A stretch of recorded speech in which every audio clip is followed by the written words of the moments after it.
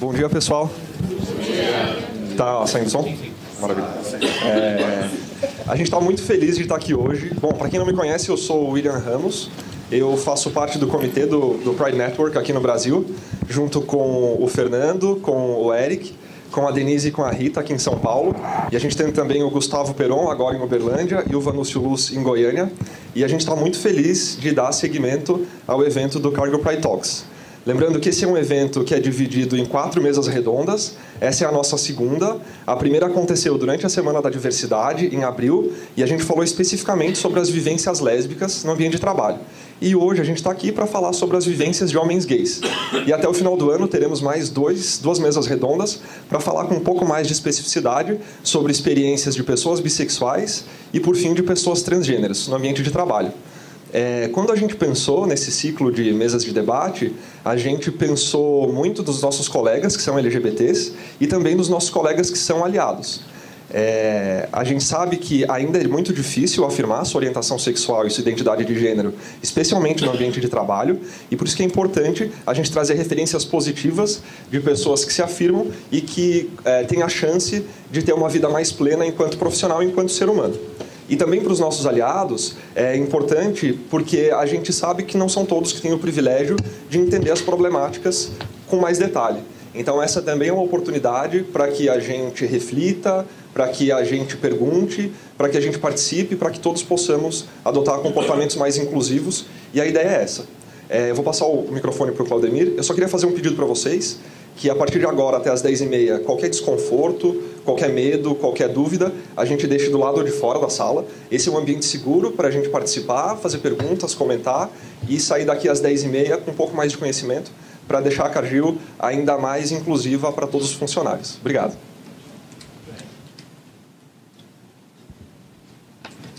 Bom dia. Não é um bom dia para eu gravar minha voz, porque eu estou um pouco rouco, mas espero conseguir falar o que eu tenho que falar aqui. Primeiro, eu queria agradecer a presença de todos, né? Reinaldo, novamente, aqui nos ajudando. Eu fiz a minha cola aqui, porque eu não conheço todos aqui, né? Então, o Caio, que é da Cargill, né? O João, Miki, Rafael e a Andrea, né? Nossa grande apoiadora aqui.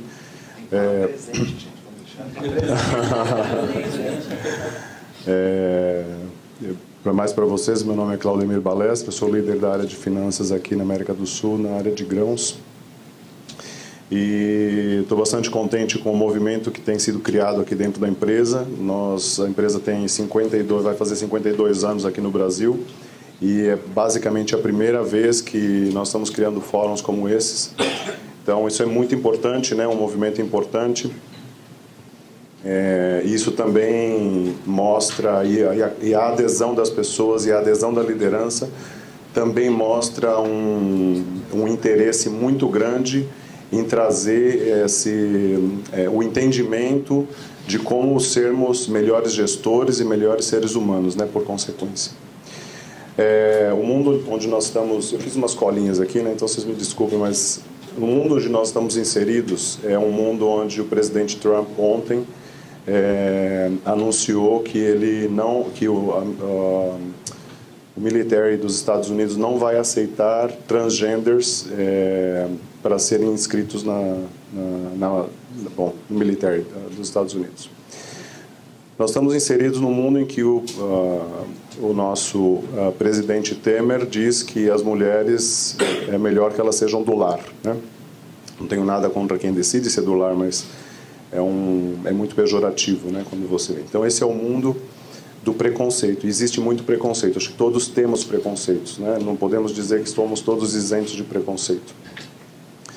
E quanto mais entendimento dos preconceitos que cada um tem, muito melhor você pode ser, né? Como indivíduo, como família, como ser humano e, consequentemente, como gestor dentro de uma empresa como essa aqui.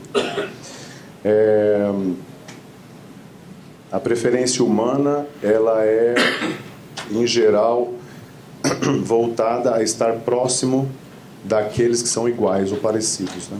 Isso muito provavelmente está dentro da nossa formação genética ao longo dos milhares de anos em que existimos.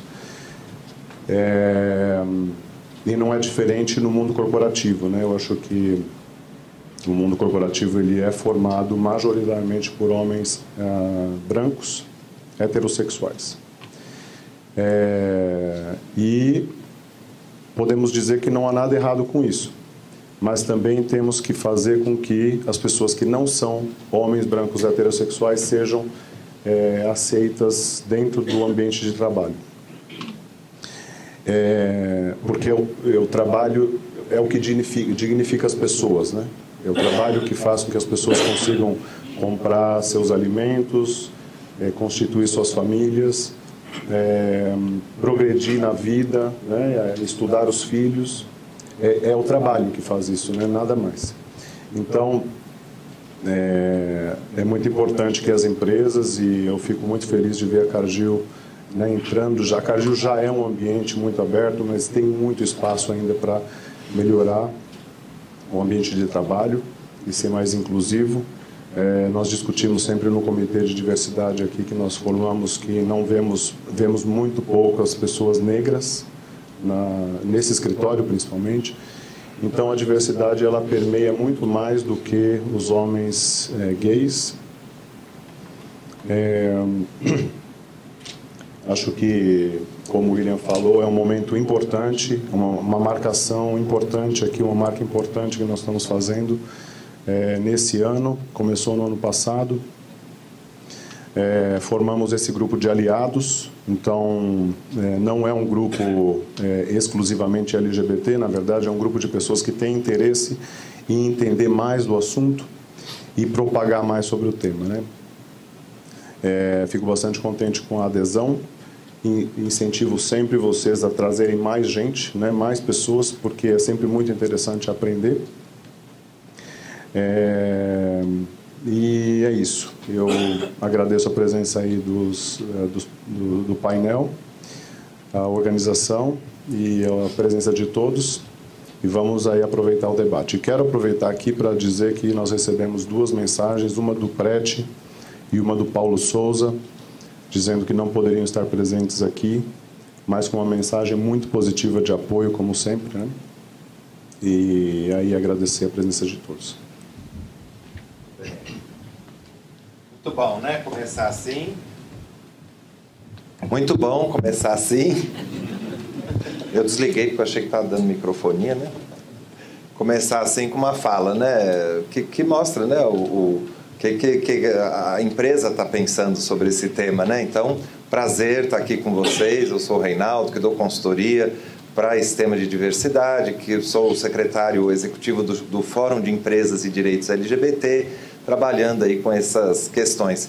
E fico tão orgulhoso, o primeiro evento foi tão fantástico, né? Foi tão bacana, vocês criaram uma referência para o mercado. Então, imagino o orgulho que dá, né, de trabalhar numa empresa que está com essa conversa, que está botando os assuntos na mesa, né, para serem conversados e gerar os aprendizados que são essenciais para a gente no século XXI, vamos chamar assim, né? Vamos se colocar essa tarefa, né, de elevar o nosso patamar, né, dessas tarefas, da gente ser mais respeitoso, mais inclusivo, mais interessante, né, para o mundo. Bacana estar aqui com essa turma generosa, que, né, tá disponível aqui de contar suas histórias. Para quê? Exatamente para a gente poder aprender com isso, poder ver como é que a gente lida melhor, né, com nossos conhecimentos e tal. Não é fácil a gente botar um holofote desse, né, na cara. No caso, você fica tranquila aí, né, que você está aliada. Eu vou na minha cara também. Pode botar Depois eu conto, mas colocaram na minha cara também. Também, tá bom. Mas porque esse é um aspecto da nossa vida, não é toda a nossa vida. A gente não quer que sumam com uma das nossas características, mas também não quer que reduzam a vida da gente a uma das nossas características. Quando a gente está aqui para falar disso, é porque precisa falar disso, botar na mesa, gerar o aprendizado, essa coisa toda. Então é muito legal essa generosidade de vocês aceitarem, né, de outras empresas, tal, virem aqui compartilhar esses aprendizados, essas coisas todas, de outras empresas e daqui também, né, que aí você vai falar daqui também. A ideia é que vocês contem um pouquinho, a gente acabou de recombinar aqui a dinâmica, eles vão se apresentar, vão contar um pouquinho das suas histórias E em seguida a gente já abre para vocês fazerem perguntas, em vez de eu ficar aqui entrevistando. Se vocês esquecerem de fazer alguma pergunta que a gente acha que é importante fazer, não tem importância, eu faço. Mas já desde o começo já participe. A gente está com a turma toda online, não é isso? Bom dia, Cargil. Bom dia, Cargil. Vamos começar com o João? Fala você, João. Vamos, salta aí. Primeiro os mais velhos. Bom, eu sou o João. Agora vai ter que falar a idade, viu? 27. Estou na DAO há 4 anos já. Eu sou gestor de projetos e eu também lidero o grupo LGBT da DAO há 2 anos já. Estou à frente desse grupo. E você quer que eu fale aquelas questõezinhas que você tinha levantado já? Não, conte um pouco da tua vida. Pode. Tá, vou... Pode tudo. Pode tudo, né? Não, sou gay. E assim... Essa questão que o Rei tinha levantado ali, a questão de sair do armário, é muito... Você precisa sair do armário todos os dias, na verdade. Cada pessoa nova que você conhece é um esforço novo que você tem que colocar e você tem que sair do armário, e isso é um processo. Então, não é uma coisa... sair do armário, pronto, está resolvido. Não é bem assim que funciona. E eu saio do armário todos os dias, mas eu saio com felicidade, com empolgação, porque eu vejo que não só eu tenho igualdade de competição com todos, então eu consigo me destacar diante das pessoas, independente de qualquer característica que eu tenha. E isso é muito importante. Eu acho que a questão do armário, a gente não pode forçar ninguém a sair do armário também.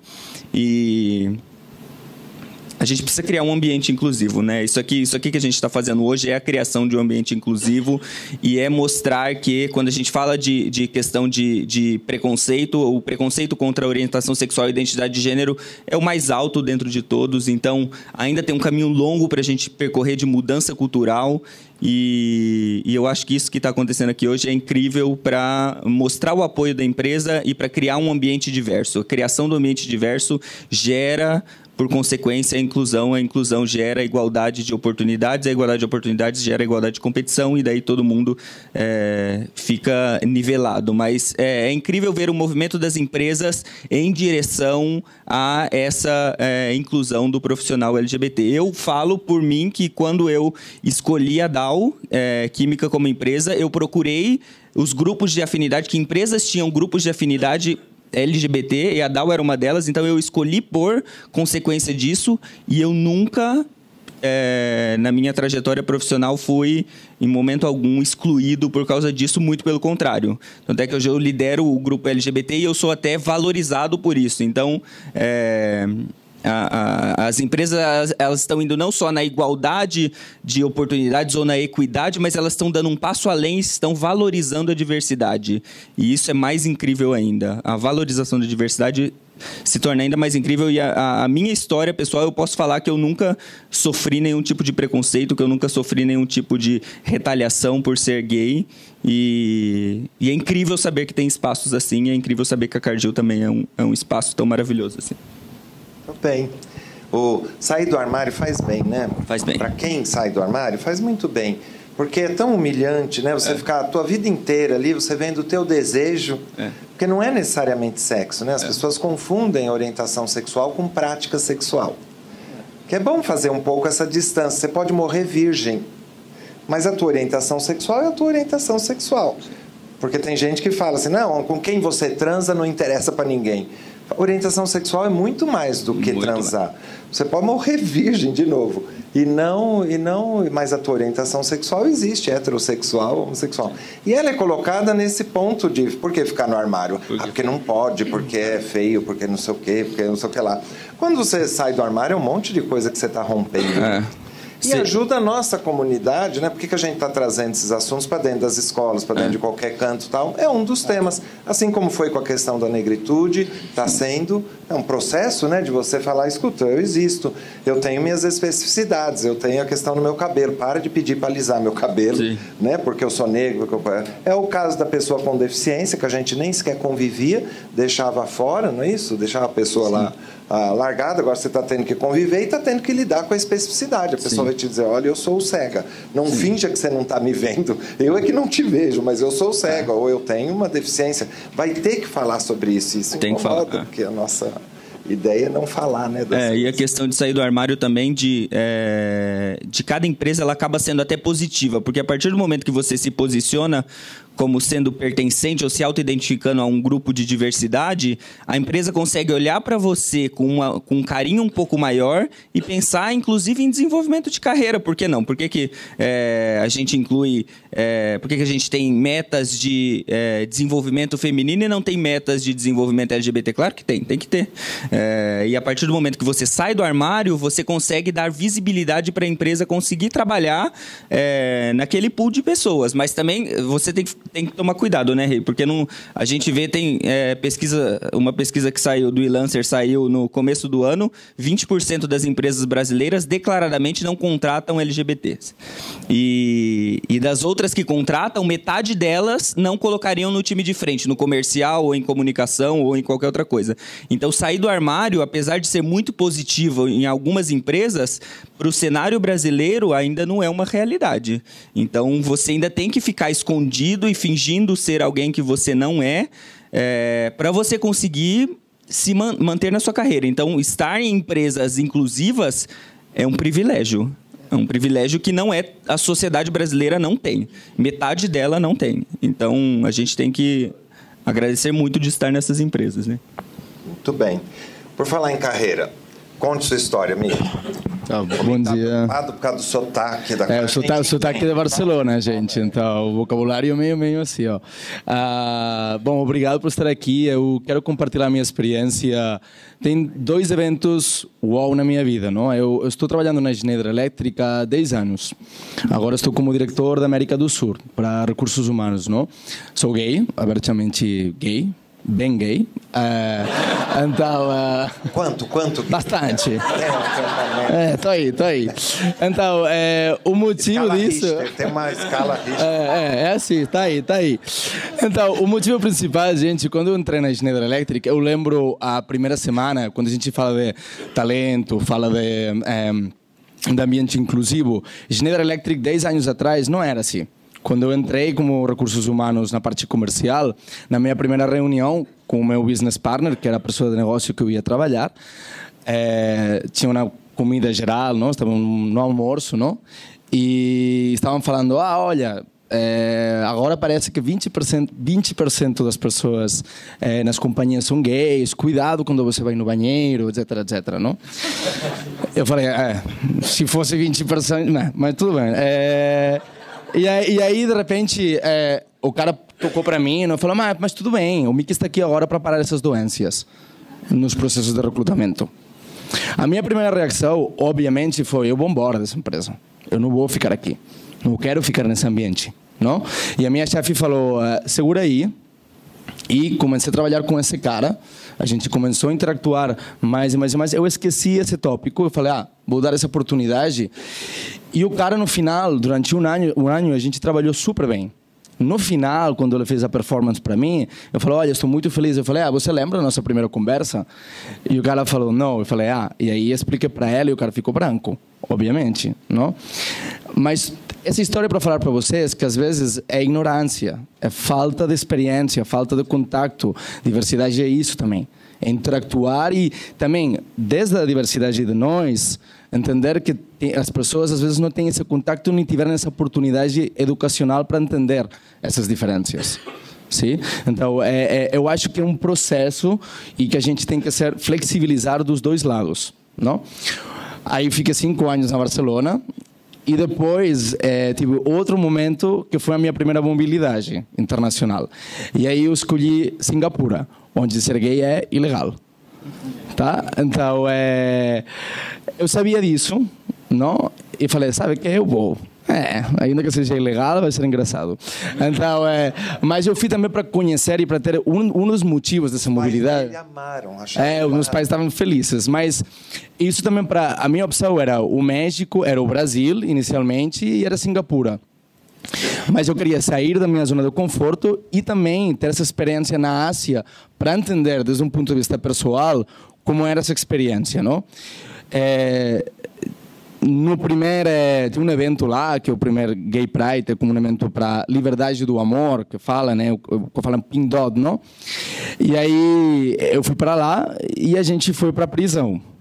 E eu fui para a prisão um dia, porque eu estava beijando uma pessoa, o meu parceiro nesse caso, a polícia chegou e levou a gente. Quando aconteceu isso, também a primeira reação foi eu não vou parar, não? Falou, você para, você é espanhol, fica do lado. Eu falei, não vou ficar do lado. Eu vou seguir aqui, é o meu parceiro, e eu vou seguir beijando porque eu quero beijar. Não me importa se é ilegal ou não é ilegal. Então, pum, prisão, tudo bem, um dia.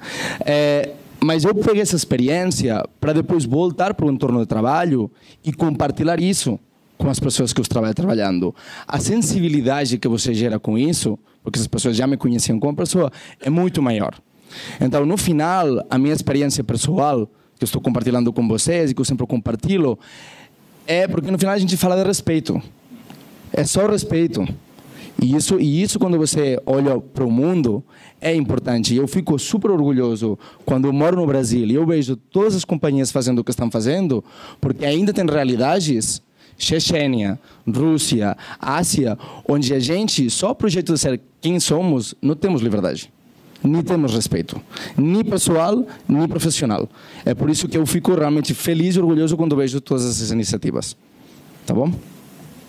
Que cria referência, né? E é bacana você trazer isso, né?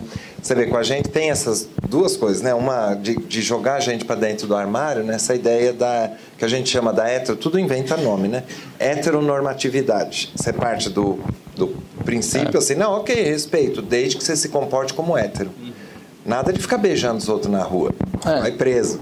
Aqui não vai preso, mas é como se você fosse preso, porque você vai preso dentro do armário, né? Volta para o armário, já. Você deu o respeito. Você fala, você beija, você coisa. Transar na rua é outra coisa, né? Mas beijar, você está com seu namorado, você está andando na rua de mão dada, você quer expressar afeto. Se a gente no Brasil pode casar, pode expressar afeto. E no shopping, no supermercado, todos meus clientes, sabe? E depois também, do um ponto de vista das companhias, é um tema também de talento. Eu agora não voltaria para Singapura, por exemplo, porque se eu quero casar, quero adoptar, qual é o benefício de saúde para o meu parceiro, para o meu marido? Não existe isso. Então, é um progresso que é necessário, não? E eu sempre falo, quando você... o jeito de ser gay... e assumir a minha diversidade, isso faz que eu seja muito mais completamente aberto para qualquer tipo de diversidade, seja de identidade, gênero, raça, deficiência, forma de pensar, entendeu? Porque até nesse contexto dá para entender as pessoas que não têm essa abertura de mente, mas não é, não vou entrar nessas pessoas, não. Faz um esforço para entender. Isso é bem ele. Isso é bem ele, que é um exercício que a gente tem que fazer, né? Dessa intersetorialidade, de você enxergar o mundo dessa forma, né? Porque a gente pode ser gay, ser racista, machista e todas as coisas. Ou seja, é uma tarefa humana de todo mundo ficar atento a essas questões, né? E é o resto da vida, né? Como você falou, é um processo sair do armário e pensar essas questões da nossa hierarquização, né? Quem vale mais, quem vale menos, é uma coisa... importante, né? Que bom que alguns de nós têm coragem de dar o beijo, né? Na rua, de ir para passeata, tal. Nem todos querem fazer isso ou podem, mas é isso que gerou os avanços, é isso que ajudou a fazer pensar, né? A fazer pensar, a mostrar assim, olha, estamos aqui, né? Vamos ver as visitas, né? Primeiro a turma de fora. Rafael, você já está aí tudo de terno e gravata, você veio a cara. O advogado, né? Coxinha. Conte aí sua história. Você está no meio, tido como conservador, né? Também, mas conta um pouco da sua história. Dá um passo atrás, contar. Eu sou advogado no Matos Filho, advogado tributarista, né, igual o André. Eu sou de Campo Grande, Mato Grosso do Sul. Eu estou em São Paulo há 10 anos. E eu vim fazer faculdade em São Paulo, fiquei. Mas acho que é importante contar um pouquinho antes da minha experiência. Eu nasci, vivi lá. É uma cidade, é uma capital, mas é uma cidade ainda bastante conservadora, pelo menos o meio em que eu vivia. E minha família é extremamente religiosa. Muito, muito. Para você ter uma ideia, não podia ter televisão na minha casa. Então, assim, crescer nesse ambiente extremamente conservador e ouvindo que ser gay era uma coisa errada, para mim foi bastante difícil. E aí, algum tempo, durante a adolescência, eu falei, não, vou casar com uma mulher, vou ter filhos e vou seguir os padrões esperados. E, por uma sorte da vida, tive a oportunidade de vir para São Paulo, vim morar com uma tia, que já era um pouco mais liberal, e eu comecei a pensar que ser gay, sim, eu sou gay, e é estranho, porque para quem é gay, falar eu sou gay é um grande desafio, chegar nesse momento. Porque no momento que eu me aceitei, pensei na minha cabeça, sim, eu sou gay, não preciso casar com uma mulher, foi difícil. E depois falar, sim, eu sou gay, foi o segundo passo difícil ser dado. E aí eu vim para São Paulo, entrei na faculdade, e ainda assim, eu sofria esse preconceito, porque durante a escola eu nunca me enquadrava nos padrões. Então, sempre tinha uns menininhos rindo de mim. Durante a faculdade, eu entrei na faculdade em 2008, ainda não se falava muito desses temas. Então, era a mesma coisa. Ainda que as pessoas não falavam de mim claramente, o Rafael é gay, eu me sentia excluído de alguma forma. Era um desafio também estar na faculdade. E naquela época, nenhum escritório de advocacia tinha nenhuma iniciativa LGBT no Brasil. Então, ao contrário do João, eu não tive a sorte de procurar um escritório para trabalhar que apoiasse a comunidade LGBT.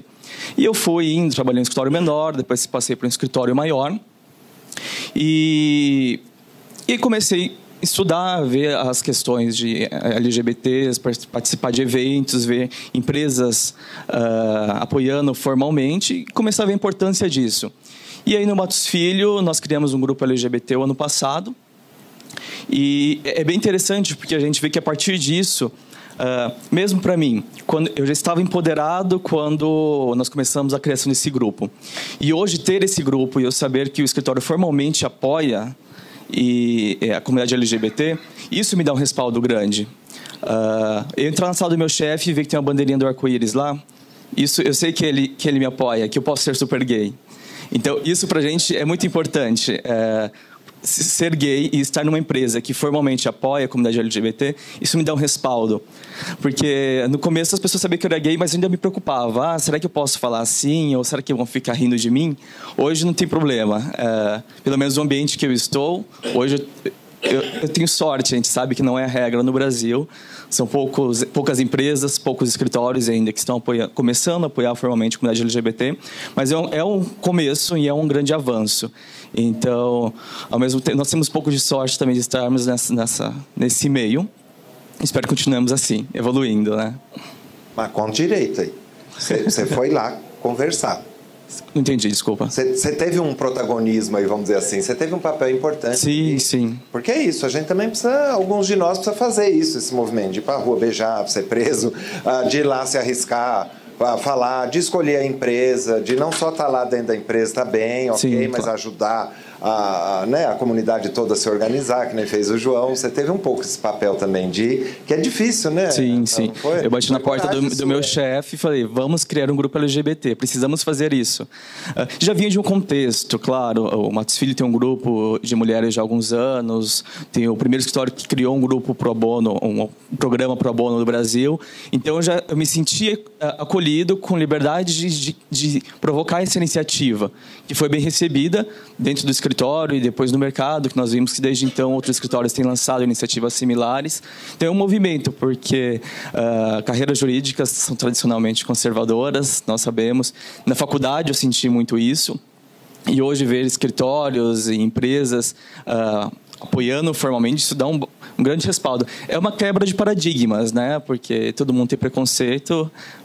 Imagina que escritório de advocacia vai ser super quadrado, preconceituoso, só eu de gravata. Mas sim, temos um grupo LGBT e temos algumas iniciativas, isso dá um respaldo para a gente. O que é legal é que, quando nós começamos, eu lembro que eu fui convidar 3 amigos meus. Falei, olha, estamos criando um grupo LGBT, quer participar? E ficaram receosos, não sabia qual que seria a repercussão, que era algo novo. E hoje as pessoas já estão no grupo. E é um grupo aberto também, como aqui na Cargill, participam os aliados e pessoas LGBTs. Nós não perguntamos qual é a orientação sexual, identidade de gênero de cada um, mas é legal que quando começa a criar isso, falar desse tema, as pessoas começam a se envolver e começam a se sentir empoderadas para se assumirem, algumas já estão se assumindo.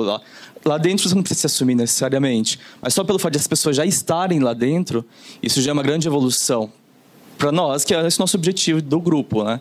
Que as pessoas realmente se sintam confortáveis e tenham condições, se quiserem, que se assumam. Você tem tido contato com a universidade? Nós participamos de um evento lá na GV, né? Você sente que é mesmo, ainda hoje, que na universidade ainda é um ambiente... Eu acho que... Tem de gay na universidade.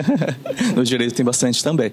Mas, assim, eu vou dizer, a experiência, a visão que eu tenho em São Paulo hoje, que é um micronúcleo, a Cardil tem no Brasil inteiro, então o que eu vou dizer não necessariamente é o que acontece. Eu sei que a regra não é ter grupos LGBTs fora daqui, mas eu sei que na USP, na PUC, na GV... No Mackenzie tem grupos LGBTs já hoje, que não são só do direito, que são da universidade, que têm iniciativas. Até que em março nós fizemos esse evento na GV, com o apoio do grupo LGBT do direito da GV. Eu acho que é importante também, é o primeiro passo dentro das universidades, para que comece a ser falado desse tema e que as pessoas comecem a subir ainda na faculdade. Eu me assumi já no finalzinho, no último ano. Então, foram 4 longos anos em que eu estava lá me escondendo o tempo inteiro, sabe? Para eu falar para minha primeira amiga foi um desafio. Nossa, vou falar para ela que eu sou gay. E minha preocupação era espalhar na minha sala. Imagina as pessoas da minha turma saberem que eu sou gay. Eu acho que... E que é curioso, que naquele evento da GV que a gente fez em março, um dos palestrantes era um professor meu. Ele é promotor, foi meu professor de penal a faculdade inteira. E eu nunca lembro de ele ter falado nada de LGBT dentro da sala de aula. E eu fico pensando, e se ele tivesse de repente falado, se tivesse tido esse espaço, se nós tivéssemos conversado, talvez eu tivesse dado esse passo um pouco antes. Por isso que é importante, dentro das faculdades, falarem desse tema, para que esses jovens que estão lá ainda com esse desafio de se assumir ou não, tenham condições. E eu teria aproveitado, teria sido muito mais leve a faculdade se eu tivesse me assumido no começo. Por isso que eu estou valorizando, sei lá, do protagonismo, que alguns de nós, de novo, né? A gente precisa fazer isso com essa postura, né? Que a gente falou, não precisa arrancar ninguém do armário. É feio, é deselegante arrancar os outros do armário. Bicha, vem cá, não faça isso. Não diga isso, não ponha um negócio desse, é feio, né? A vida não é gay, feio, não é assim, não sei... vamos colocar no campo da etiqueta. E do respeito aos outros, porque tem pessoas que casaram com mulheres, né? Nós estamos falando de homens aqui, né? Que fizeram o jogo, que é um sofrimento para as pessoas. As pessoas, às vezes, nos atacam, inclusive. Elas ficam muito raivosas, porque elas falam, puxa, eu sofri muito, né? Fazendo um caminho, porque me ensinaram que era aquele. Aí vem você aqui com essa liberdade toda... Falar isso com essa alegria toda incomoda as pessoas. A gente tem que saber, né? Tem que ser bacana, porque às vezes tem ignorância, não tem convivência, às vezes tem esses traumas, seja por que motivo for, fique na sua, né? No sentido de arrancar os outros do armário, mas é legal assumir, porque, puxa, quanto antes a pessoa se resolve nisso, né? A vida fica mais leve, né? Fica mais leve e ajuda a comunidade a entender melhor isso, né? E é muito contexto que a pessoa vive. Eu não sei qual seria a minha realidade se eu estivesse ainda hoje vivendo na comunidade que eu vivia. Talvez eu estivesse casado também. Eu estou nessa condição de dizer que eu sou gay porque eu tive oportunidades de estar em ambientes em que eu pude me assumir e me aceitar, né? A minha mãe dizia isso, não, eu entendo que você é gay, mas não pode casar com uma mulher, uma coisa só para... Eu falei, nossa, que bacana, que conselho bonito. Que conselho, né, de uma mãe, coisa... Para ela era inconcebível, claro. Outras gerações. Meu pai, se fosse vivo, estaria fazendo 100 anos agora esse ano. Minha mãe, em 2019, fará, né, 100 anos, se tivesse viva. Tudo bem, é outra mentalidade? Eu não sei, né? É uma ideia. Gente, Caio, estamos falando de universidade, para pegar um pouco a tua experiência já. Vamos começar lá pela universidade. Como foi para você? Porque eu tenho a impressão, e ando o Brasil... Rafael, o Brasil inteiro tem grupos LGBT em tudo que é universidade hoje. É que a gente não está articulado, não tem esse olhar, mas as empresas podem ajudar nisso, até para poder, naquela linha de atração de talentos, de coisa toda, falar. Já tem mais gente no Brasil inteiro. Eu fui aliás, uma concorrente. Daqui não vou falar o nome, o rapaz com a maior naturalidade lá no Nordeste, porque eu sou gay, eu dirijo aqui a turma gay, não sei o quê. Eu falei, que bom, porque lá na sede ninguém fala isso. Então a gente, às vezes, tem mitos aí de que no campo, que na Bahia, que não sei o quê, talvez, né, que certas áreas, certas engenharias, certas coisas. Fale aí, conte aí, Caio. Eu acho que no meu caso também, eu fiz faculdades de agrárias, então também são áreas tidas muito como conservadoras e tradicionais, né? Mas, e na minha época também não tinha nenhuma mobilização nesse sentido. Então, as minhas faculdades realmente foram as duas dentro do armário, assim. Em nenhum momento eu falei abertamente, tinha amigos que sabiam, tinha amigos gays, inclusive, né? Hoje eu tenho contato com algumas pessoas e eu percebo que já realmente tem essa mobilização, né, nos campos. Nesse sentido, para valorizar a diversidade. Mas eu queria compartilhar um pouco a experiência de quando eu entrei na Cargill, que eu acho que foi interessante, né? Porque todo mundo falando de protagonismo, e acho que comigo foi um pouco numa linha diferente, assim, que eu não fui tão protagonista assim, né? Acho que agora que tá vindo, talvez, esse momento de você ser protagonista, né? Eu sou gay também, e eu me lembro que eu tô na Cargill há 3 anos, né? Eu entrei como estagiário, e quando eu recebi a notícia, eu fiquei super feliz, né? Comemorei com a minha família e tal. E num segundo momento veio a questão na minha cabeça, poxa, e agora, né? Como que vai ser? Porque eu vim do interior de São Paulo, fiz faculdades no interior também, e isso implicaria numa mudança para São Paulo, né? E daí, nunca tinha tido uma experiência no mercado, né, no meio corporativo, e daí veio muito na minha cabeça, nossa, como que deve ser essa questão, né, de se assumir ou não, como que deve ser o ambiente, todo esse mito, né. E daí, uma das primeiras coisas que eu fiz foi conversar com amigos que trabalhavam em empresas e tentar sentir um pouco, né, como que eram, alguns no armário, outros fora. E daí, a mensagem geral foi, bom, sinta primeiro o ambiente, né, para ver como que é e segue, né? E daí foi mais ou menos nisso, né? Vim para São Paulo, comecei a trabalhar. O meu foco era, obviamente, né, o profissional, aprender, me expor profissionalmente. E foi assim que foi caminhando, as coisas foram caminhando, né? E eu tinha muito essa ideia no começo de que você...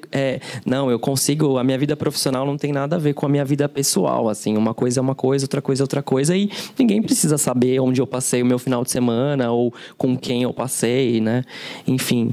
Só que você vai desenvolvendo vínculos no seu dia a dia com as pessoas com quem você trabalha e é inevitável que em algum momento isso se cruze, né, no caminho. E eu fui segurando por todo esse tempo, né, numa boa, assim. E outra coisa engraçada é que eu também sempre partia do pressuposto de que as pessoas já sabiam que eu era gay. Tipo, eu falava, nossa, é muito óbvio, né? E às vezes eu escutava alguns comentários que eu falava, mas como assim essa pessoa comentou isso, gente? Eu tô aqui na frente, né? Tipo... E daí eu falei, eu acho que não, né? Acho que na verdade eu tenho que chegar e falar, porque ninguém vai inferir isso, né? Mas, desculpa. Mas então foi caminhando assim. Né? Na época não tinha... um acordo tácito, né? Pois é. Eu sempre fui borboleta, imagina, sabe? E se você não fala, ok, esse faz parte do acordo. Fique na sua, não fale. Eu já percebi, mas se você não falar, você é hétero. Eu acho que é isso, assim. A questão é falar. Né? Acho que as pessoas querem ouvir, assim. Acho que a dúvida incomoda muito, né?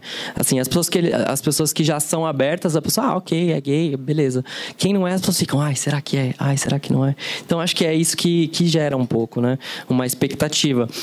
E daí eu fui tocando, né? Em alguns momentos isso me incomodava, né? Essa questão de não ser aberto na Cargill. Mas sempre que eu pesava na balança, né, eu acho que uma coisa que eu acho interessante falar é que o ambiente realmente é muito aberto aqui na empresa, né? Então eu sempre me sentia muito à vontade, apesar de não me sentir confortável ainda para abrir esse tipo de tema. Mas eu sempre me senti muito à vontade, né? As pessoas são muito abertas, são muito cooperativas, sempre dispostas a te ajudar. O ambiente é muito enriquecedor. Então, quando eu pesava isso na balança, a questão sair ou não sair do armário ficava num segundo segundo plano e toca a vida, né? Porque o profissional tá valendo muito a pena, né? Então foi. Até que um belo dia eu estava numa balada em São Paulo e aí encontrei uma pessoa, que eu não vou falar o nome, Fernando Dionizelo, ali atrás, que hoje está na minha equipe, né? A gente trabalha juntos lá no GNO, no Deals, e daí a gente conversou e ele falou, nossa, que legal, né? Trocamos uma ideia. E ele, não, vamos marcar de tomar um café e tudo mais. A gente se conhecia só de corredor, de café, né? E, enfim, eu trabalhava no Cacau ainda nessa época. E daí eu lembro que na semana seguinte o Will me mandou uma mensagem e falou, poxa, a gente tá com um grupo assim, assado, você não tem interesse de participar? E daí eu falei, nossa, que legal, super uma oportunidade, né? E participei do segundo treinamento do Alai aqui. E o que mais me deixou confortável foi que realmente a questão do Alai não importa a sua orientação, você está aqui no grupo, né? O objetivo é comum a todos, independente, né? O objetivo é promover a diversidade na empresa. E isso foi o mais bacana. Ninguém perguntou em nenhum momento, você está aqui porque você é gay? Ou... Isso fica a cargo de cada um falar ou não, né? E daí eu participei do Alai, até então... Fiquei como um membro do grupo e assim foi, até que aí eu mudei para o Deals no começo desse ano e daí comecei a trabalhar mais próximo dos meninos, o contato se estreitou um pouco e daí recentemente o Will falou, poxa, você não quer participar lá do Pride e tal? Daí eu falei, bacana, acho que pode ser uma oportunidade legal de compartilhar um pouco a experiência, né? Até no começo eu falei, nossa, Will, mas eu nunca fui muito ativista, né? O que eu poderia compartilhar com as pessoas? Eu não puxei o grupo. Ele, não, mas acho que todo mundo tem um background, uma experiência que vale a pena ser compartilhada, né? Acho que cada um tem a sua e acho que essa questão de não ter ido muito no lado do protagonismo também é interessante, porque acho que a maioria das pessoas se enquadra nisso, né? De seguir o dia a dia. E eu acho que é isso. Eu também dei muita, eu diria, sorte de trabalhar sempre com pessoas muito incríveis aqui dentro, que sempre foram muito abertas, né? Eu acho que essa questão de sair ou não sair era uma coisa minha mesmo, de talvez esperar o timing certo, né? Acho que é uma coisa que vem, a gente tem que se sentir confortável, mas acho que esse tipo de espaço de discussão ajuda muito no dia a dia e na nossa trajetória aí, né? Acho que uma coisa que me levou também, quando o Will me fez o convite, eu ainda fiquei pensando, falei, será que eu vou, não vou? Aí eu fiz uma conta, né? Fiz uma conta. Vou compartilhar. Engenheiro. Não, eu não sou engenheiro, eu sou administrador, tá? Mas eu, às vezes, gosto de fazer umas contas loucas.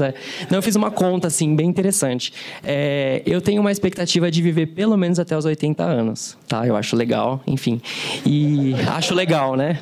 Pelo menos viver até os 80 anos, daí eu pensei, bom, se eu tiver que viver até os 80 anos, isso traduzido em horas daria mais ou menos umas 440 mil horas.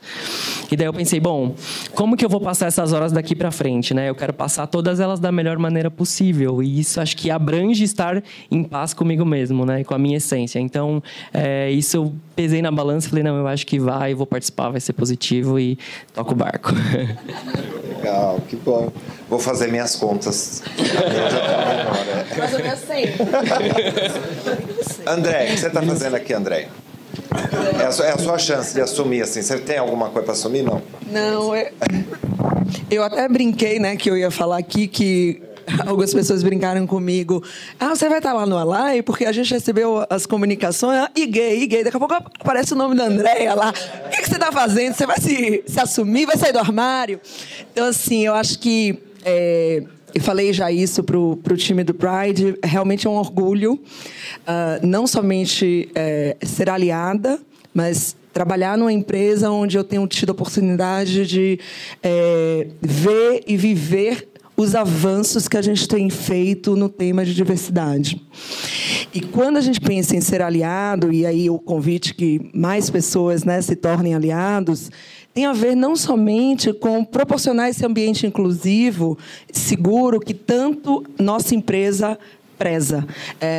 A questão de diversidade e inclusão, na verdade eu vou colocar inclusão inicialmente e diversidade, é parte do nosso direcionamento estratégico, está lá no nosso Game Plan of Success, de ter realmente um ambiente onde as pessoas se sintam valorizadas pelo que elas são e não pelos padrões que são criados pela sociedade. E quando eu me tornei aliada, coisa de um ano para cá, que foi praticamente quando a gente, né, realmente começou aí com esse projeto que hoje realmente é uma ação efetiva do Pride. Claro que a minha primeira reação foi eu apoio a causa, então vou me tornar aliada, mas a primeira sessão de treinamento eu percebi que eu tenho muito a aprender sobre o tema. E muito a aprender não somente para ajudar a desenvolver e a conscientizar as pessoas com que eu trabalho, né, atuar de forma efetiva junto aos meus, né, gestores, que eu também sou gestora, mas também como pessoa, como ser humano. Eu tenho 2 filhos, né, e tenho um menino e uma menina. Eu não sei quais serão as escolhas que eles farão na vida, a orientação que eles terão na vida. Então, desde cedo, a gente falou muito de universidade, né? A gente falou muito de ambiente profissional, mas eu acho que ter desde muito cedo consciência dessa diversidade, consciência da importância de se respeitar, é algo que cada um de nós podemos fazer não somente nas empresas, mas na nossa vida pessoal também, e principalmente. Então, eu acho que ter a oportunidade de estar aqui, participando, discutindo, ouvindo e principalmente aprendendo, me transforma numa profissional e numa pessoa melhor para poder contribuir de forma efetiva com essas gerações, né, que estão chegando. Eu sou responsável em desenvolver, desde muito cedo, 2 seres humanos que, acima de tudo, precisam ter o respeito ao indivíduo, ao outro. E aí, independentemente de que escolhas serão feitas, de que gênero, de que opção. Eu estou falando opção, mas uma coisa que eu aprendi no meu treinamento do Pride, eu sempre falei opção sexual, e a orientação sexual é o que é o mais correto, o mais adequado a ser utilizado. Então, esse processo de aprendizado nos torna uma pessoa, né, um líder mais capacitado para realmente sentar e discutir temas como esse e propor ações efetivas como essa que a gente está tendo do Pride. Então, assim, estou muito feliz de estar aqui, né? Mas não somente pelo lado profissional, mas principalmente pelo lado pessoal. Dica para as pessoas, para serem aliadas ou sendo aliadas, o que você aprendeu? Além dos termos, né? Que é isso. É um cuidado, né? Que é legal. Por que a orientação sexual? Porque é mais complexo, porque mostra que a sexualidade humana é mais complexa, né, do que uma coisa de uma escolha. Então, a gente ainda, como ciência, não entendeu o que faz ser uma pessoa heterossexual. Qual é o lado do cérebro? Qual é o ponto do gene nosso? Como é que determina isso? Tudo indica que há questões biopsicossociais, essa coisa toda. A palavra opção, ela reduz muito e ela serve mais aqueles moralistas para dizer, você fez essa escolha de sem vergonha aí, né? Como se fosse uma coisa. E orientação mostra, olha, tem escolhas nisso, que a gente escolhe o jeito de ser a pessoa que a gente é. Mais assim, mais assado, não é? Do ponto de vista de um monte de coisa, de caráter, de coisa. Mas não é só escolha, né? Tem algo mais que determina isso, né? Que outras dicas você tem, além de tomar cuidado com as palavras? Além das dicas, um aprendizado que eu também tive, né, e foi novo para mim, é essa questão não apenas do termo da orientação, mas também o termo da identidade, a identidade de gênero. Porque, para mim, estava tudo muito misturado, né? Tudo junto e misturado. E eu não conseguia, por ignorância mesmo, segregar. E uma das coisas que me marcou muito num dos treinamentos que a gente participei foi a questão e aí facilitou o meu aprendizado, né?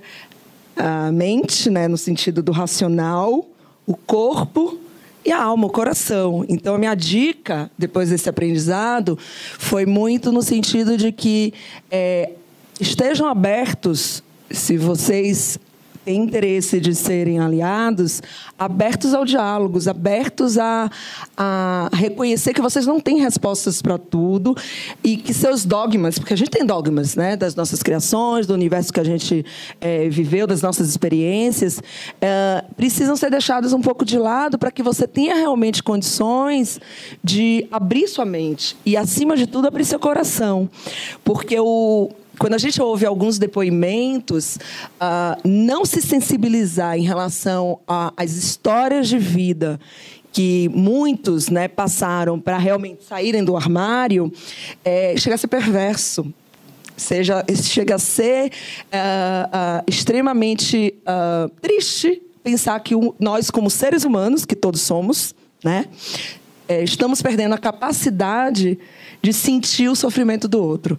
Então, quando a gente ouve essas histórias e a gente abre o diálogo para que esse tipo de debate aconteça, que as pessoas fiquem à vontade para se posicionarem, fiquem à vontade para saírem do armário quando queiram, é muito importante. Aí eu tenho uma história. Eu venho de um ambiente extremamente gay, né? Eu sou baiana, então a gente. É verdade, não sei se vocês sabem, não sei se é ainda, mas Salvador sempre foi considerada a capital com mais homossexuais do Brasil, né? A capital gay do Brasil. Mentira, não sei se ainda não sei se ainda estamos na liderança. Não sei se ainda estamos na liderança. Mas ao mesmo tempo extremamente preconceituosa, né? Com dogmas, então eu tive a oportunidade de trabalhar com uma pessoa desde muito cedo, antes mesmo da Cargill, e ela esteve comigo na Cargill durante um tempo, depois foi para uma outra grande empresa que roubou ele de mim. E foi interessante, porque eu sempre soube que ele era gay. Quando vocês falam assim, não força a pessoa para sair do armário, eu não forcei, mas eu sabia desde muito cedo. E apesar da amizade, além da questão profissional e tudo mais, ele nunca se sentiu à vontade de colocar a questão, né, de sair do armário, nem comigo, que era, além de gestora, amiga dele, amiga pessoal de muitos anos. E foi interessante que o momento onde ele tomou decisão foi porque a companhia, e aí a importância de escolher a empresa certa para você estar, a companhia tinha, naquele momento, tomado a decisão acertada de ampliar no plano de saúde, né, a possibilidade de colocar o parceiro, né, do homossexual, né, do mesmo jeito, ou seja, estender os benefícios para todos. O que acabou acontecendo?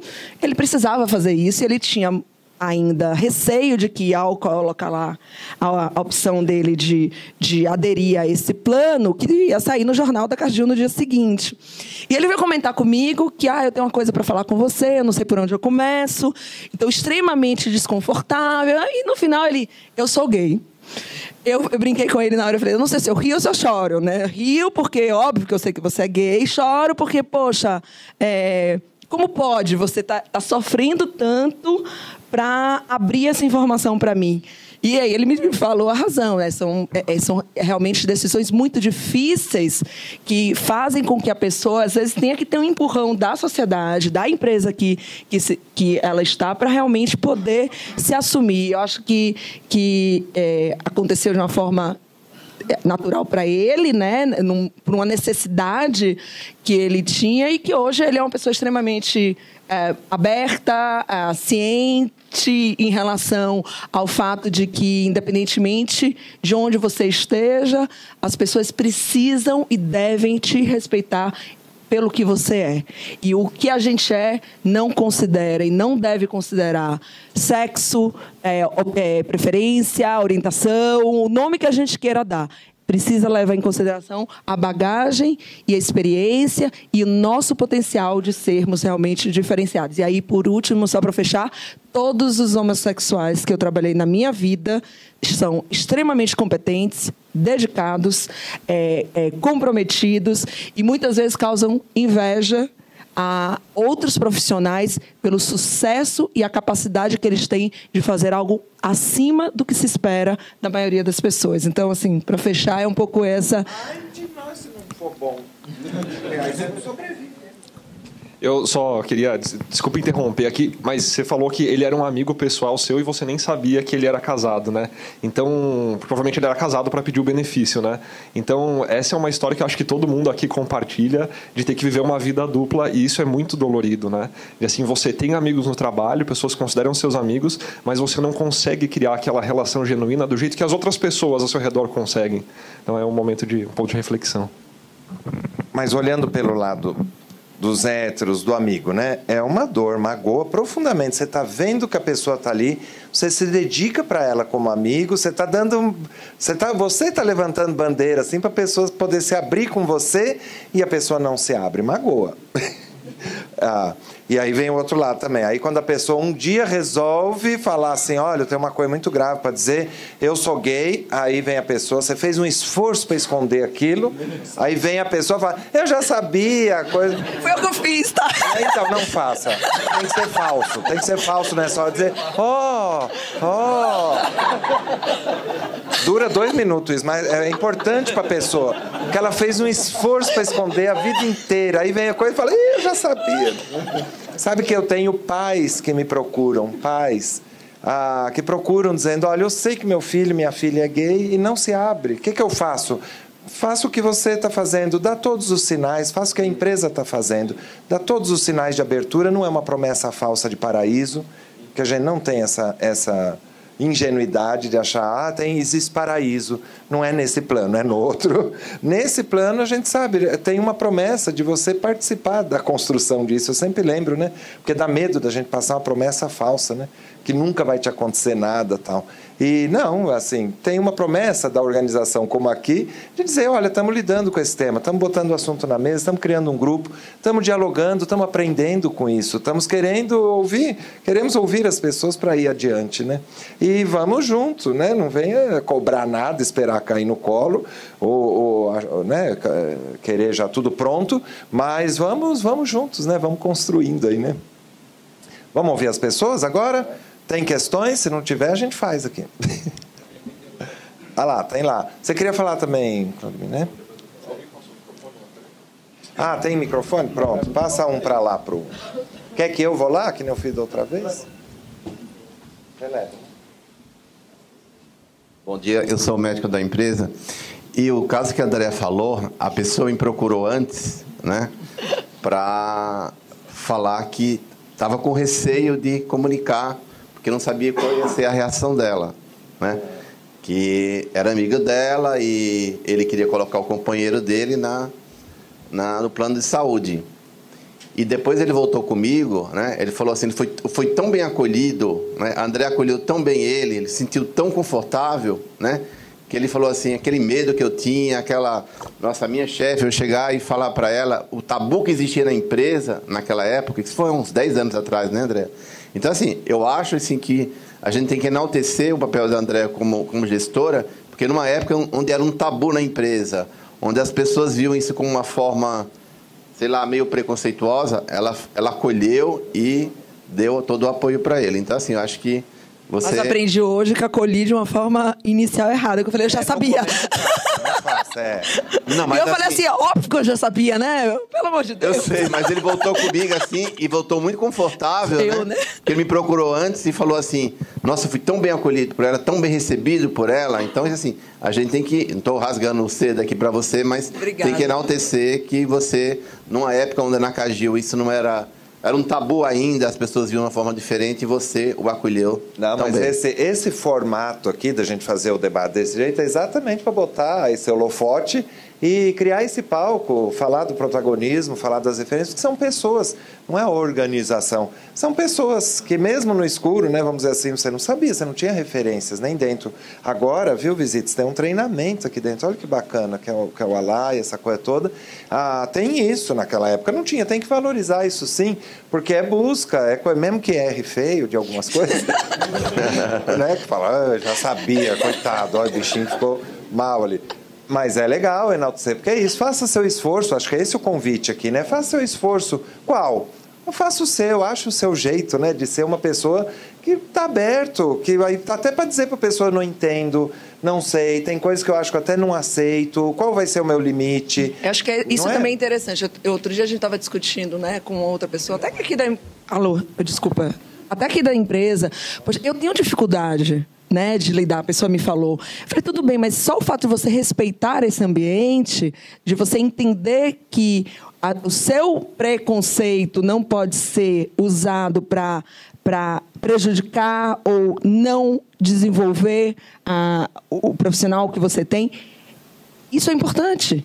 Então, ninguém está pedindo que você simplesmente vire o melhor suporte, o melhor amigo. Não é isso que a gente está pedindo. O que está se pedindo é que haja o respeito. Eu acho que quando a gente cria o respeito, e aí, independentemente de que causa que a gente vai estar suportando, a gente vai criar o respeito em relação à mulher, porque as mulheres também sofrem muitos dos problemas que também são típicos da homossexualidade, né? De achar que é o sexo frágil, de achar que né, é muito cheio de frescura, que é pouco...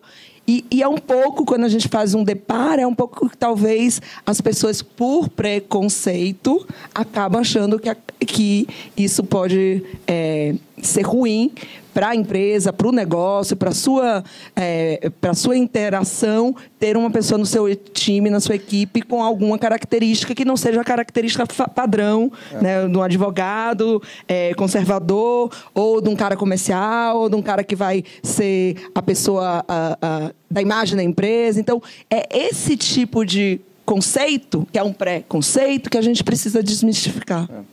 Eu acho também, falando de preconceitos, um mês atrás, tem também evoluções, não?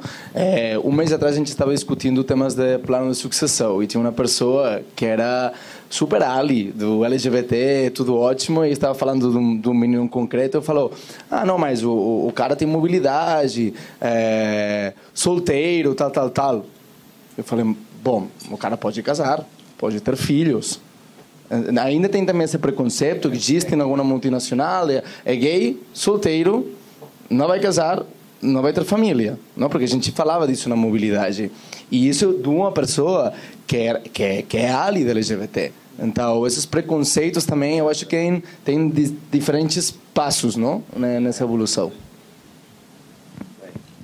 Mais questões? Olha lá. Eu queria dizer, eu estou ouvindo aqui, aprendendo... Passa o microfone por causa dos nossos colegas de fora, né? Com a imagem conservadora, o Bugarelli sempre fala que eu estou de gravata, tal. Ele tem um preconceito tudo sério, horrível. Olha lá, olha o tipo, olha. Não tem nada de sério, mas eu estou assistindo tudo isso e acabei me envolvendo com o movimento de uma maneira, eu acho até que curiosa e interessante. Eu estava comentando aqui com a participação, foi o protagonismo do Rafael, que eu posso até contar rapidamente que é interessante, mas o que eu mais vejo, e a questão do preconceito, em todo e qualquer gênero de preconceito, então não quero só diminuir, estreitar essa questão para a questão da orientação sexual, ele é fruto de ignorância.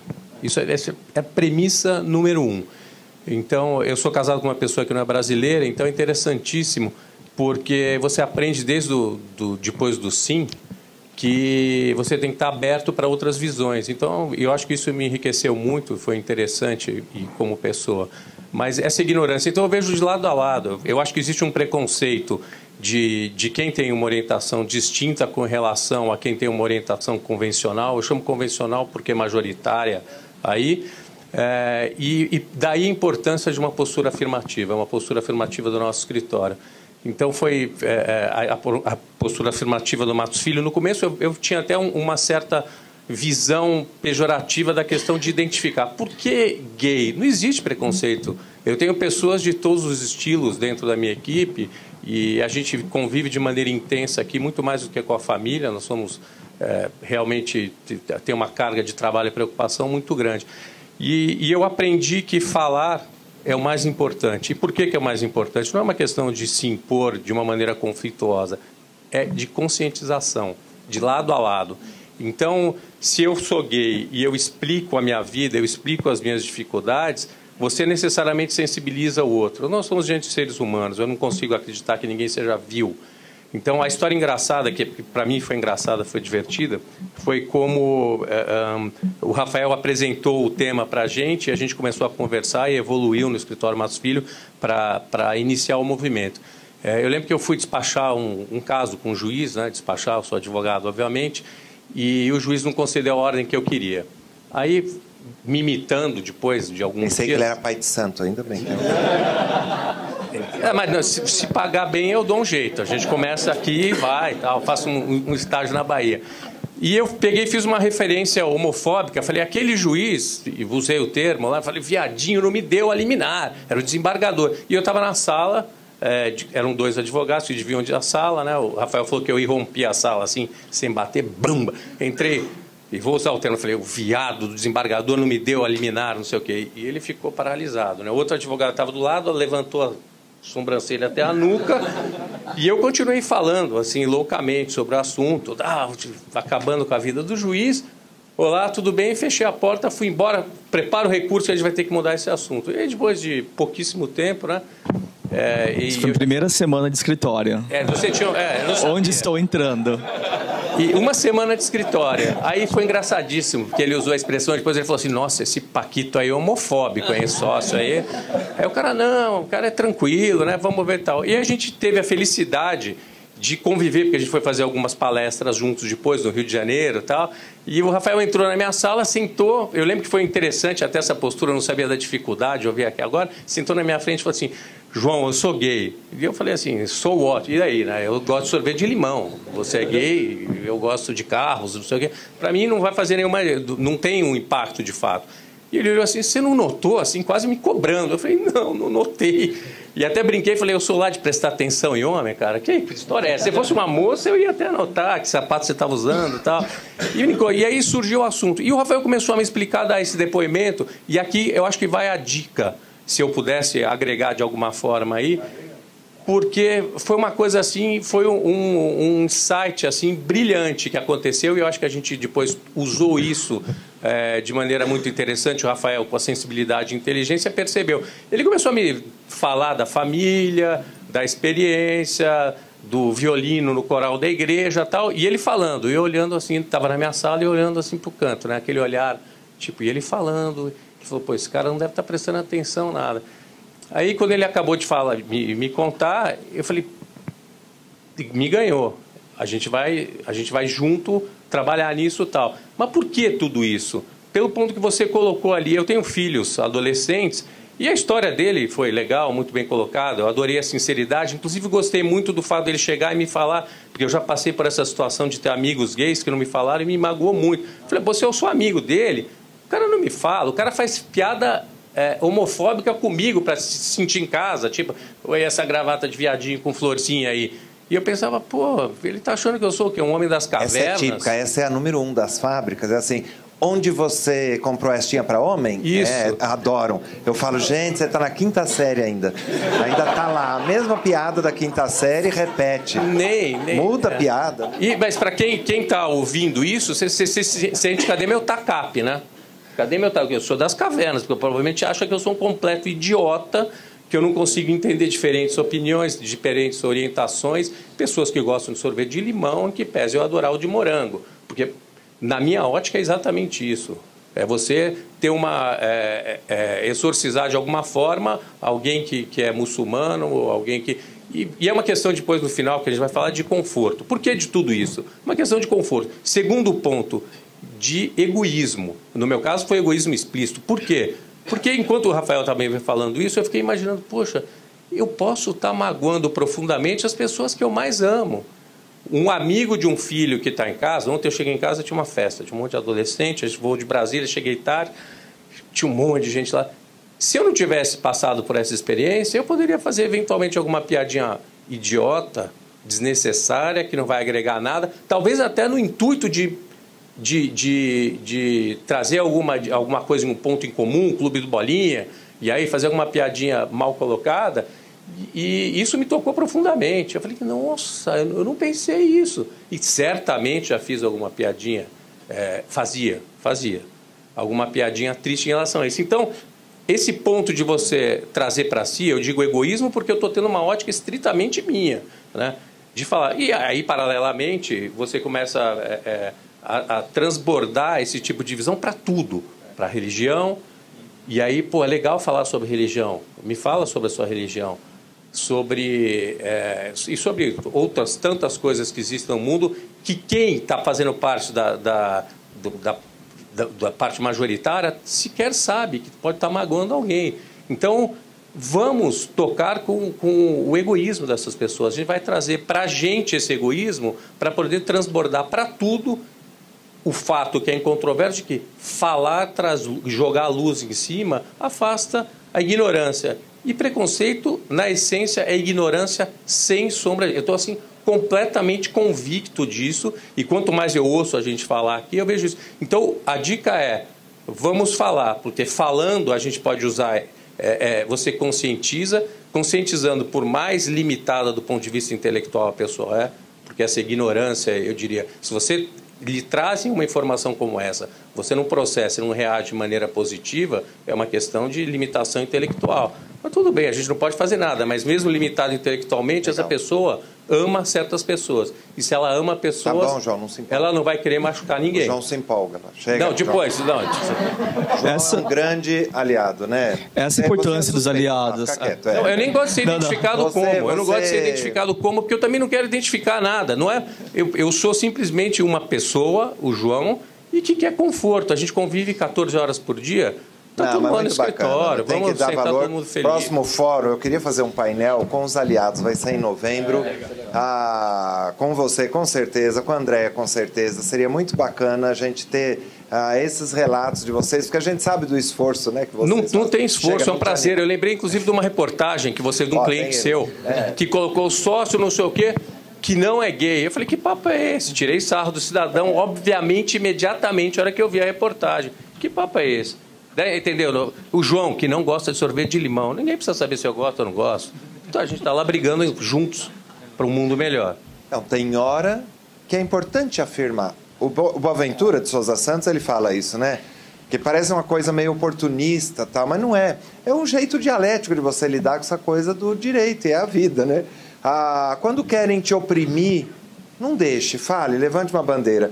Quando querem te reduzir a tua bandeira, mostre que você é um ser humano mais amplo e tal.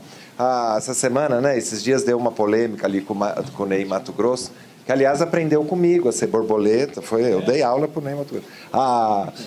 Deu uma polêmica danada, porque ele, né, sumiu com a bandeira, aí parte do movimento gay diz, puxa, mas não pode também sumir com a bandeira. Outra parte diz, gente, ele é a bandeira. Mas é uma coisa que a gente tem que aprender, né? Fala, querido, tem alguém lá perguntando? Olha lá. Eu também, Reinaldo. Meu nome é Vinícius. E diante disso que vocês colocaram, eu acho que é interessante a gente rever a história de todo mundo aqui, né, de todo mundo que participou e trouxe os relatos, que acho que é um momento muito de coragem, né, e de maturidade, que não tem receita de bolo. Cada um tem o seu momento para se abrir, um momento para entender e ter essa maturidade de se expor. Por outro lado, trazendo essa questão para as relações de trabalho, eu queria que vocês falassem um pouco de como trazer esse momento de maturidade, que também pressupõe uma maturidade do outro, né? Você trouxe um exemplo, né, de um gestor, né, no caso como gestor, e um ambiente de trabalho que propunha essa liberdade. Como trazer qual seria a dica, no caso, para as pessoas que ainda talvez não tenham essa maturidade, para que tem essa mudança mesmo de paradigma pessoal para realmente criar um ambiente e ter a liberdade para poder se abrir, né? Que acho que esse é um ponto. Como você traz isso para pessoas que talvez não tenham essa maturidade e num ambiente que não é tão inclusivo, com gestores que não dão essa liberdade para trazer e se expor dessa forma? Alguém quer? Eu posso fazer. Eu posso falar o que eu faço. Eu normalmente mapeio as pessoas que são mais aliadas e mais influentes e eu vou primeiro por elas. Pelo menos a minha estratégia é eu circulo aquilo e depois eu faço isso aparecer de uma forma natural. A ideia é que isso seja natural. Então, eu sou gay e daí? E a pessoa... Assim, uma coisa que eu falo muito é... A gente não vai conseguir mudar o sistema de crença daquela pessoa. A única coisa que você quer é que o comportamento dela seja coerente com o código de conduta da empresa. Então, a briga interna que ela vai ter é dela. Deixa ela brigar com aquilo que ela tiver. Mas mapeie os aliados, vai através dos aliados, se exponha para os aliados e daí depois, no momento que isso chegar para essa pessoa, para esse gestor, isso tem que estar já algo completamente natural. Pelo menos é isso que eu faço. E não se preocupe com a briga interna que a pessoa vai ter, porque a religião traz muitas brigas internas, tem outros fatores externos e sociais que trazem muitas brigas internas, mas se você tentar controlar isso, você vai enlouquecer. E o João deu uma dica, a gente está dando várias dicas aqui, né? Você vê, respeitar não é sumir com a diferença. Respeitar é falar sobre ela, né? Porque a gente acha, nós temos uma educação latino-americana, não sei, europeia, mas a educação nossa é muito do finja que você não está vendo. Respeitar o outro é você ficar indiferente ao outro. quando, na verdade, o respeito é interação, o respeito é empatia. É mais do que simpatia, é você se interagir, interação. Isso exige que você tenha repertório e amplie o teu repertório na medida que você vai falar de religião, falar de orientação sexual, falar de norte-sul, falar de outras coisas, né? É um aprendizado interessante. Aprender a ver qualidade na diferença, porque é isso, né, que o Caio trouxe. Você está lá vivendo, você falou várias vezes, né? Pô, estou seguindo ali, né? Como é que você falou? Estou ali, tô... Esse é o problema. Você está ali focando no teu trabalho. De repente vem alguém e lembra você que você é gay. Aí você fala, pô, nem grava mais. Eu estou aqui tão focado, estou trabalhando. Que é assim, né? Que as pessoas relatam muito isso. Você é negro, você não fica lembrando o tempo inteiro que você é negro. Só que a comunidade te lembra. Para você é o elevador de serviço. Tá? O que você está fazendo aqui? O dinheiro é seu mesmo? Em qualquer situação, é impressionante como as pessoas te lembram que você é mulher. Fala, nossa, você é mulher, né? Nesse lugar, nessa coisa. Ajudar as pessoas a reconhecer qualidade na diferença, ver respeito, não como esse fingimento, essa neutralidade, mas exatamente a interação, é um desafio, não é uma coisa fácil, né? Respondendo à tua pergunta, eu acho também que um pouco não negativizar a ignorância dos outros é positivizar a ignorância dos outros, não? E dar essa predisposição também dessa comunidade, qualquer diversidade para, ok, vou estar com você e vamos trabalhar essa ignorância, mas desde o respeito e positivizando, não negativizando. Miki, aproveitando aqui, pergunta de uma filial. O que você acha que a comunidade RH pode ajudar a fazer para mitigar o preconceito dentro das organizações? Dando visibilidade e mostrando o que a gente está fazendo hoje, entendeu? Não é impor nada. A gente não está só dando visibilidade e mostrando outras realidades. É assim, aí você entra de uma forma natural. O que a gente fez na empresa é isso. E tirar hidden bias, não? Também, do jeito, por exemplo, tinha esse preconceito, vai ser muito mais fácil no escritório que nas fábricas, não? Porque a gente tem muita fábrica. Foi inverso. A receptividade que a gente teve nas fábricas foi muito maior que no próprio escritório. Então, eu acho que é quebrar esses paradigmas. Lembrando que aqui também a gente fez uma ação em março e nós tivemos mais para falar sobre orgulho em ser mulher especificamente lésbica, bissexual ou trans, e a gente teve mais depoimentos espontâneos vindo das fábricas do que do escritório. É um ponto importante. Eu tenho uma outra pergunta aqui para o Rafael agora. Rafael, o pessoal está curioso para entender como é que você lida hoje com o conflito religião. É um conflito diário, né? Porque a minha família ainda está tentando lidar com o fato de ser gay e não está totalmente ok ainda. Então, eu namoro há quase 6 anos e meus pais sabem, conhecem meu namorado, mas ainda assim eles não gostam muito de falar do tema. Então, raramente eles perguntam do meu namorado. De vez em quando a gente vai para Campo Grande, eu levo meu namorado e tal. É difícil porque eu tenho que respeitar o espaço deles também, as crenças deles. E eu estou aqui, então é um desafio diário, né? Porque nós estamos tentando, nós somos uma família, viver juntos, cada um com as suas ideias, a minha orientação sexual e a religião que eles vivem. É difícil, por exemplo, quando chega um parente, minha mãe apresenta, esse aqui é o Vinícius, amigo do Rafael. Então, assim, eu gostaria que não fosse assim, mas eu também entendo que ela não quer se expor, ela não quer se expor e ela sabe que as pessoas que ela está apresentando teriam algum preconceito. Em resumo, estamos tentando levar as duas realidades e é uma dificuldade diária, mas estamos levando, estamos vivendo. André, tem uma pergunta para você aqui agora, acho que você pode responder. O que é um aliado? Qual é o papel do aliado? Acho que o papel do aliado está muito vinculado ao que a gente está debatendo aqui, de proporcionar a conscientização das pessoas e suportar e convidar para que cada dia mais esse ambiente inclusivo seja uma realidade nos lugares que a gente participa, não só na empresa, eu entendo. Eu acho que o aliado da Cargill está muito focado na empresa, né? Mas eu vejo um aliado realmente para a causa LGBT muito mais do que simplesmente focando no ambiente onde a gente chega todo dia para trabalhar.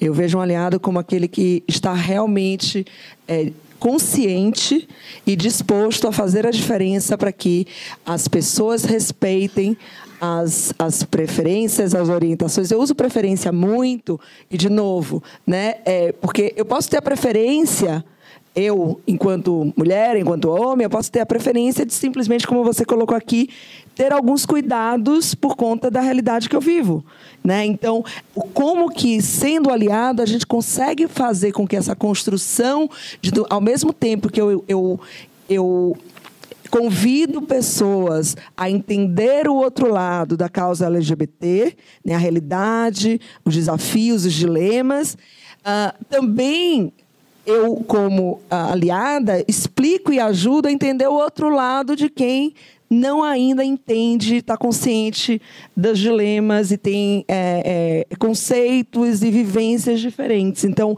acho que o aliado é isso, é fazer essa ponte de forma mais consistente e que traga realmente uma melhoria na qualidade dos indivíduos, né?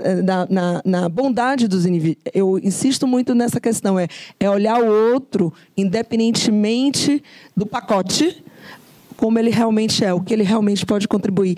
E isso a gente tem vivenciado na empresa, e isso permite que juntos, né, todos nós, com diversas experiências, com diversos olhares sobre qualquer tema, todos nós juntos prosperamos, né? Eu estou usando o We Thrive, porque, no final das contas, o que a gente quer como empresa é que esse ambiente diverso e incluso e diverso, se reverta em melhores oportunidades de negócio, se reverta em melhores oportunidades de relacionamento, de debates e de respeito. Tá?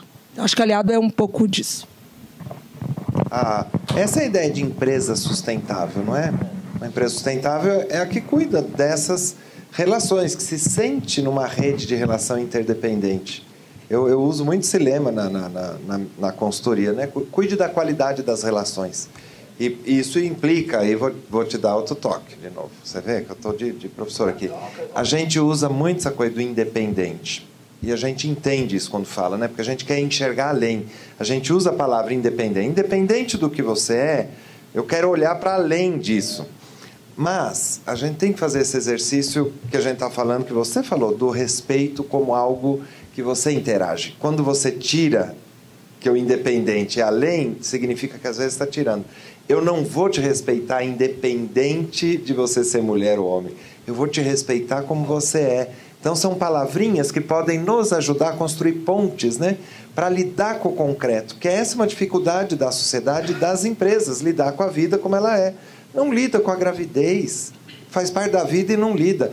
Não lida com a idade, com o envelhecimento, com a juventude, não lida com a deficiência, não lida com a orientação sexual, não lida. O que é o nosso aprendizado? O que as empresas querem hoje? É trazer esses assuntos, botar nessa mesa, tal, para exatamente não passar pelo independente, é o contrário. É assim, exatamente, eu quero interagir com as realidades que tem, porque isso é que enriquece o jeito de ser empresa, de contratar, de se relacionar, de pensar soluções, produtos, serviços, essas coisas todas. Tem mais uma pergunta e aí a gente encerra, não é isso, Will? O William já deu o toque aqui. Olá, bom dia. Carlos Seguros, sou um membro do Ali também. E a minha pergunta é para o Nick. Na verdade, antes, só que fazer um comentário. Muitos falaram de ignorância aqui. Eu vejo a palavra ignorar como dois significados. Aquele que desconhece, né, que não sabe que o outro existe, e aquele que despreza por saber que o outro existe. Então, a gente tem que combater esses dois. E, algum tempo atrás, numa dos CITOC que nós tivemos aqui com o DMEC, que é o nosso presidente, ele deu um exemplo, na verdade, alguém deu um exemplo para ele sobre contratação de pessoas na Filarmônica de Nova York, se não me falha a memória, que havia poucos negros e poucas mulheres. E eles começaram a fazer o teste com a pessoa tocando atrás de um biombo.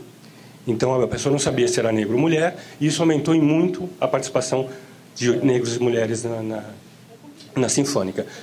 No RH, como fazer isso? Porque eu imagino que você já deve ter vivido isso, de colocar dois excelentes candidatos, e o melhor deles ser gay, e ser optado pelo outro porque alguém percebe ou que não quer. Era muito gay, né? Na Gay Richter. E a pessoa, como é lidar com isso? O que você acha? O tema de recursos humanos é recorrente. Eu acho que a gente precisa inovar nesse sentido, não?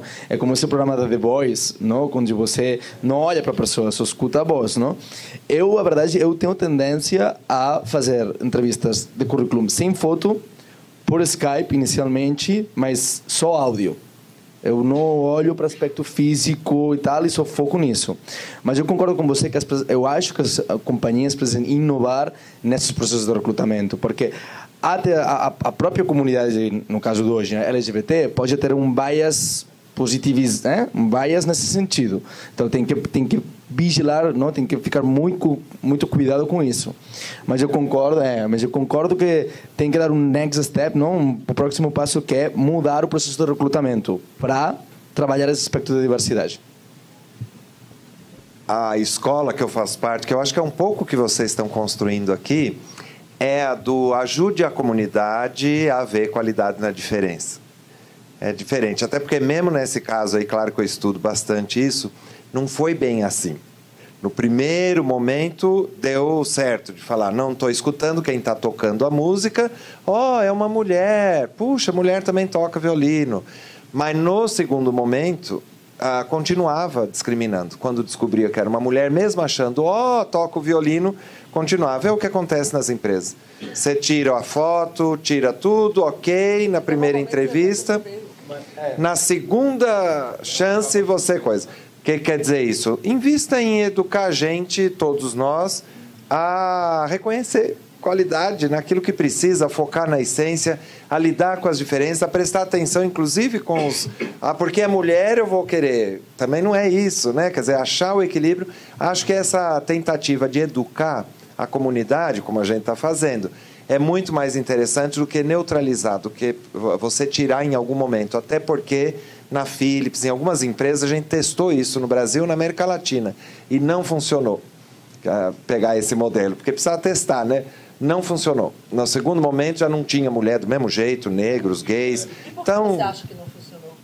Não funcionou porque é ilusão. O gestor é o mesmo. É o mesmo, nós, humanos, somos os mesmos. No primeiro momento, olhou o que era essencial. No segundo momento, se perdeu do essencial, porque aí a informação de ser mulher, ser negro, ser mais jovem, ser mais velho, um monte de coisa, gordo, magro, tem um monte de coisa, aí entrava a informação. E o que a gente faz? A gente disfarça. Não é porque você é mulher, é porque o outro candidato é melhor nisso, naquilo. O sotaque dele é mais britânico e o seu é muito australiano, no inglês e tal. Imagine. Então, esses processos precisam de inovação, precisa recrutamento e seleção, né? Passar por isso. Está integrado nessas questões da empresa toda, né? E aí vai ter que passar pelas mudanças para dar conta disso. Ter apreço. Se a empresa está dizendo, eu gosto de diversidade, não é só o que você trouxe, né, João? Não é só não discriminar, é ir atrás. Ir atrás ali, no processo seletivo mesmo, vou ficar de olho. Se a minha equipe está muito jovem, eu vou estar de olho, porque se eu gosto de diversidade, eu vou atrás de diversidade. O próximo candidato vai fazer parte da qualidade dele, ele ter mais idade, junto com um monte de atributos. Essa parte que ninguém gosta. Aí acha que isso ameaça o mérito. É o contrário, você enriquece o mérito. Você enriquece a competência. Criatividade, de inovação, porque você cria clones, né, daquele ambiente. Então, o cuidado que a gente cada dia mais nas empresas, e é o que a gente debate muito aqui, é de não criar clones de nós próprios. É essa diversidade, essa multiplicidade de vivências que vai realmente proporcionar um ambiente não somente inclusivo, mas mais criativo, mais inovador, né, mais propício a que ideias que ninguém está pensando hoje, mas que são tendências futuras, sejam antecipadas, né? Concretamente antecipadas.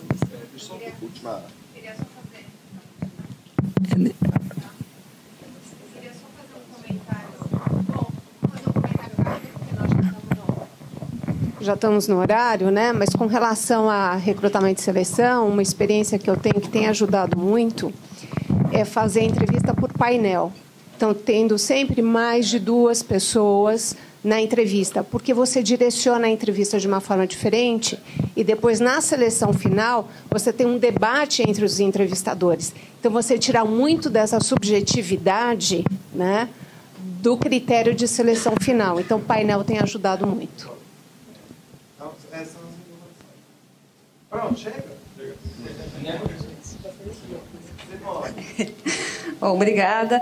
Acho que foi um momento de muita aprendizagem, né? A gente falar sobre esses temas assim que são difíceis no ambiente profissional. É muito enriquecedor para todos nós, né? Eu fiz o treinamento da LAI também, participei do primeiro Pride Talk, estou aqui assistindo com vocês e cada vez eu aprendo mais, né? E uma coisa que eu aprendi também é me sentir, às vezes, desconfortável com o tema, mas é melhor do que não ficar falando, pisando em ovos, né? A gente fala e não é tudo que a gente sabe. Tem coisas que a gente vai falar e que a gente vai receber um toque, olha, não é legal falar dessa forma, mas tudo bem, a gente está aprendendo, né? A gente está indo para um outro patamar de consciência como indivíduos também, né? Eu convivo bastante com gays e lésbicas na minha vida pessoal, mas no ambiente profissional ainda estou aprendendo. E me considero assim que eu não fico falando comentários muito homofóbicos nem nada assim, mas volta e meia sai alguma coisa, mas já estou num nível de consciência de, opa, esse comentário aqui é sutil, mas pode magoar. Então acho que a gente vai evoluindo todo dia, né? E com isso a gente vai criando um ambiente de mais inclusão. Então eu queria agradecer muito a presença dos nossos convidados especiais aqui, foi muito bom ter vocês aqui com a gente aprendeu muito com as experiências e vivências. Parabéns pelo protagonismo de todos vocês, né, por estarem aqui. A Andréia por ter contribuído para um ambiente de muita inclusão aqui na Cargill.